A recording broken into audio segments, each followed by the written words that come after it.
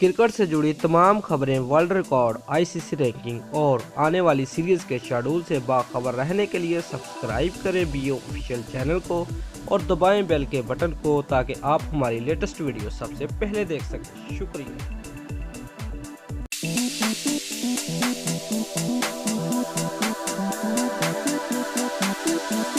Viewers, Shahid Afridi की नई और मुमकिन पीएसएल टीम का नाम सामने आ गया है। Viewers, boom boom Afridi Karachi Kings के रास्ते जुदा हो गए हैं। तफसीलात के मुताबिक पाकिस्तान के साबिक कप्तान और मायानाज all-rounder PSL franchise Karachi Kings के रास्ते जुदा हो गए हैं।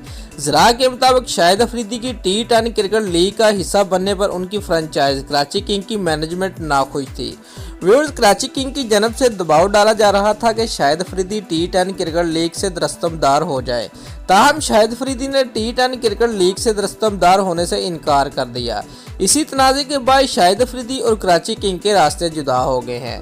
व्यूअर्स, कराची किंग से रास्ते जुदा होने के बाद शाहिद अफरीदी 20 नवंबर को होने वाली PSL 4 के ड्राफ्ट का हिस्सा बन गए हैं। यानी कि पाकिस्तान सुपर लीग 4 में शाहिद अफरीदी कराची किंग की बजाय किसी दूसरी टीम की जानब से खेलेंगे।